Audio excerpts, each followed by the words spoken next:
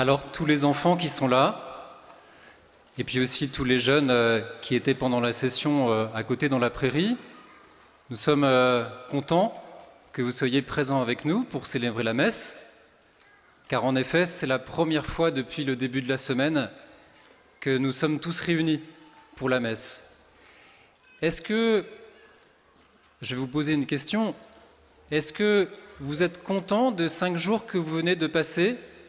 Est-ce que vous avez vécu des bons moments? Est-ce que vous êtes heureux? Voilà. Apparemment oui, d'après votre réponse. Alors, vous voyez, en fait, ici, une des choses que nous allons faire pendant cette messe, c'est de remercier Dieu, alors pour plein de choses, mais on peut le remercier notamment pour cela, pour toute la joie éprouvée pendant ces 5 jours. Peut-être vous êtes fait des amis, peut-être vous avez mieux compris qui était Jésus, son amour. Eh bien, nous allons le remercier, et comme à chaque fois pendant la messe, nous remercions Dieu le Père avec Jésus qui est présent parmi nous et qui nous tourne vers son Père et vers notre Père pour lui rendre grâce, pour le remercier. Alors voilà, c'est important de nous dire pourquoi est-ce que nous remercions Dieu. Maintenant, on a des raisons. Pendant ces 5 jours, vous avez entendu beaucoup de choses, beaucoup d'enseignements, tous plus intéressants les uns que les autres. Alors, je vais être assez bref et simple.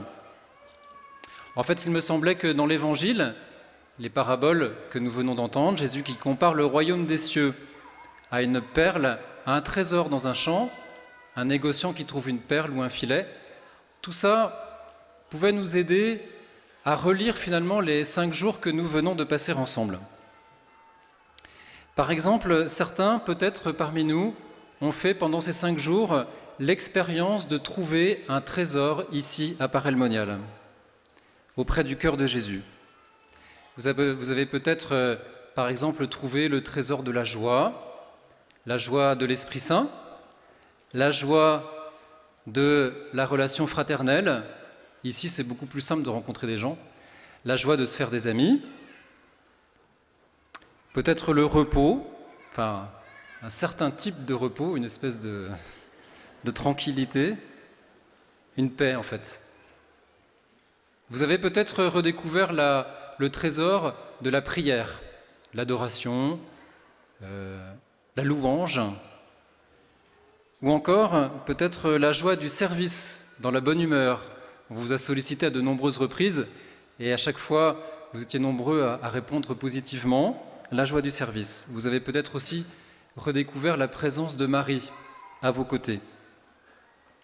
Vous avez peut-être redécouvert l'amour passionné de Jésus pour vous. Ici à Paray-le-Monial, en particulier, Dieu a voulu rappeler qu'il avait un cœur qui battait pour les hommes et pour les femmes, pour chacun d'entre nous. Et vous avez peut-être redécouvert cela, la grandeur de l'amour de Dieu, que rien ne peut empêcher, même pas notre péché. Et justement, vous avez aussi peut-être redécouvert la joie du pardon, de la miséricorde, à travers le sacrement de la confession. Eh bien, si vous avez trouvé ce trésor, comme Jésus le dit dans la parabole, nous sommes invités à le protéger, à l'entretenir.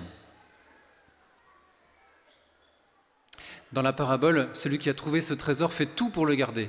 Eh bien, nous aussi, faisons tout pour garder ce que nous avons trouvé ici. Si vous avez trouvé la joie de la confession, recommencez. On peut recommencer. L'Écriture dit que le juste pêche 7 fois par jour. Donc, ça fait autant d'occasions de profiter du pardon de Dieu. Si vous avez trouvé la joie de la prière, continuez à prier. Si vous avez trouvé la joie de la relation fraternelle, échangez vos numéros et pourquoi pas monter un groupe de prière chez vous. Il y a un second cas de figure dans les paraboles. Le royaume de Dieu est comparable à un gérant qui a trouvé une perle fine. Certains, peut-être, pendant ces 5 jours, ont fait l'expérience justement d'être eux-mêmes des perles fines, des perles de grande valeur, achetées à un grand prix par un négociant. Et de fait, il nous faut toujours garder en fait dans le cœur et en mémoire cette vérité que pour Dieu, aux yeux de Dieu, nous sommes cette perle fine qu'il a rachetée à un grand prix, à une grande valeur. Et pour Dieu, vous savez, ce ne sont pas des mots, on vous l'a dit, et je vous le redis encore, je crois que c'est tellement important. Dieu a vraiment payé un grand prix pour nous acquérir. Il l'a payé de sa vie. Dans son amour, il nous a rachetés au prix de sa vie en mourant sur la croix pour nous, pour chacun d'entre nous. Alors cette vérité est très importante parce que maintenant, voilà, tout à l'heure c'est fini, hein, la session sera finie, chacun va retourner chez soi. Nous allons être amenés à témoigner autour de nous de ce que nous avons vécu ici pendant ces 5 jours. Nous allons être amenés à être des missionnaires.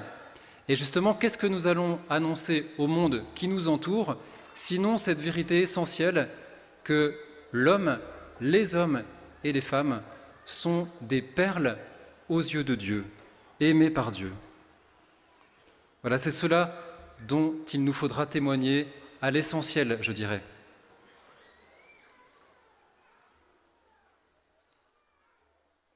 Alors c'est vrai que je me suis dit aussi, est-ce que tout le monde a envie d'être une perle? Peut-être pas. Les filles, oui. Les hommes, c'est peut-être pas une perspective très intéressante d'être une belle perle fine. Alors je me suis dit, en fait, on pouvait le dire autrement. De la manière suivante, par exemple, Jésus a constitué une équipe pendant qu'il était sur la terre. 12 apôtres, plus des disciples autour d'eux, et en fait, c'est l'Église. Eh bien, Jésus vous choisit, les gars, les hommes, pour faire partie de cette équipe. Il a besoin de vous. Il vous choisit. Il vous veut. Enfin, troisième cas de figure de la parabole, certains ont peut-être eu l'impression que cette session était comme un filet qui s'abattait sur eux.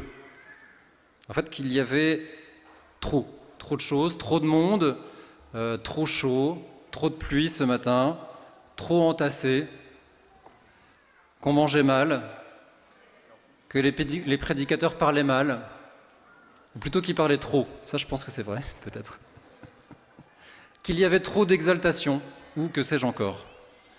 Alors c'est vrai qu'à travers cet exemple du filet, Jésus désigne une réalité bien précise, qui est le jugement, et ce n'est pas à cela que je fais référence ici. Mais toujours est-il que peut-être parmi vous, certains n'ont pas finalement eu une expérience très positive ici. C'est possible. Alors à tout cela, je voudrais redonner cette parole entendue dans la première lecture, comme une parole de consolation et non pas comme une parole de jugement. Demande ce que je dois te donner. Qu'est-ce que tu veux? L'important, c'est d'être en chemin, vous voyez, et c'est d'avancer. Peut-être que certains ici n'ont pas trouvé ce qu'ils attendaient, ce qu'ils voulaient, et le Seigneur leur redit, demande ce que tu veux, de quoi as-tu besoin? Demande-le-moi, je vais te le donner. L'important, c'est d'avancer. Alors, dans quelques minutes, dans quelques instants, dans une heure, à peu près, ce sera la fin de la session, mais aussi en fait le début d'autre chose. Nous allons repartir chez nous. C'est le moment de la mission.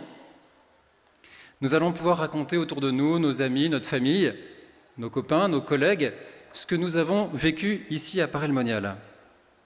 C'est vrai que quand on évoque le sujet de la mission, il y a toujours un petit pincement, on se sent un peu mal à l'aise, on voit bien qu'on va s'exposer, on va devoir se positionner, on va être vu comme chrétien si ce n'est pas déjà fait, et parfois ça fait un peu peur. Eh bien, d'abord, il faut nous rappeler que le Seigneur est avec nous, comme il l'a dit, ne vous souciez pas de ce que vous devrez dire, l'Esprit Saint sera à vos côtés. Et puis rappelons-nous que Dieu n'appelle pas des gens capables pour le suivre, mais il rend capables ceux qu'il appelle, et c'est très différent. Dieu n'appelle pas des gens capables pour le suivre comme disciples, mais il rend capables ceux qui l'appellent.